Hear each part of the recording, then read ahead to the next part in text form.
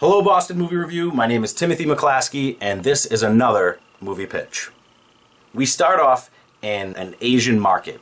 There's food being sold on sticks, there's illegal stuff stolen off of trucks, stuff coming in from boats from other countries that probably shouldn't be in here. This is where you go for your black market illegal stuff.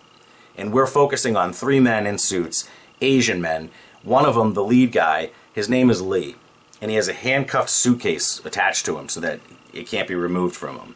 And they're walking through this market, they're very suspicious, everybody's looking at them. They turn down an alley, and as they're walking down the alley, Lee starts feeling on the bricks. One of the bricks gives way a little bit. He nods to the other two guys that are with him, and they enter a doorway that opened up. It's a secret passage.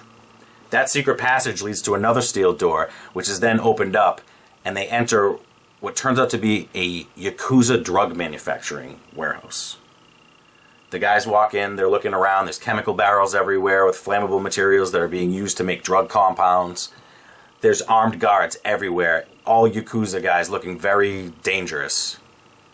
And the people that are manufacturing the product are these young Asian girls that have just their underwear on and a mask because they can't steal and they can't breathe in the product. And there's even a 10-year-old kid sitting there next to her. And the guys start to realize that what's happening is she's packing giant bricks of heroin into backpacks. And these kids are going to take the backpacks, and that's how they move the materials on the street. The Yakuza uses the kids because the police won't check children.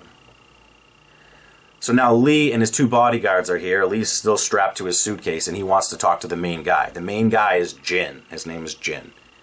The guards bring him past parts of the complex, and they go to these giant, ornate Chinese doors that open up into some room that looks like it would be in Mortal Kombat or something.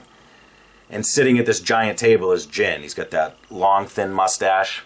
He just looks like a villain. And he's surrounded by a bunch of armed guards. Lee is pissed off. He says to Jin, look, we made a deal about this, but it was harder to acquire than we thought. We're going to have to change the terms. And Jin just starts laughing. He's like, I agree with you. I think we should change the terms. Instead of just taking the suitcase, I might take your arm as well. So Lee starts to get nervous.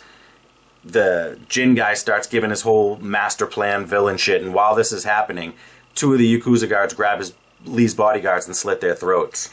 Another Yakuza guard grabs Lee, slams him down on the table and spreads his arm out, while another man holds a katana blade over his hand, ready to cut it off at the wrist so they can get into that suitcase.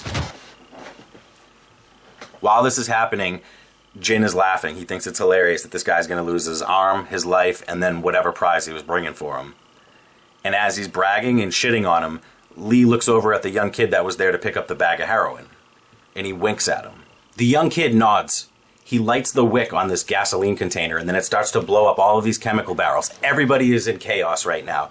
Jin is dead on the ground with three of his bodyguards. The women that were packing the heroin are running out as fast as they can to the door. All the Yakuza guys are either injured or gave up at this point.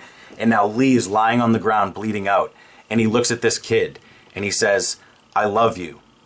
But you have to go. I'm not important. The suitcase is what's important. You have to get it out of here. You have to bring it to the shop. Bring it to the shop. Get out of here. And he's pushing him. And the sprinkler system comes on and he's screaming, you need to leave now. It's too late. You gotta leave. You gotta leave. And the young kid, he comes to his senses and he leaves. And he's able to get through the fire and the flames. He's soaking wet. He's trying to protect the heroin. He's trying to protect the suitcase. He's trying to protect himself. And he's losing his mind upset because he obviously cared about the guy that just lost his arm and then his life. We fade to black. And then as we fade back into a scene, we see this young, tired kid. He's wet. He's dirty. He has a human arm wrapped around in a trash bag to hide it. And he's walking down a main street in Chinatown. And he comes to a pawn shop. He's got the suitcase and Lee's arm wrapped in a trash bag to hide it.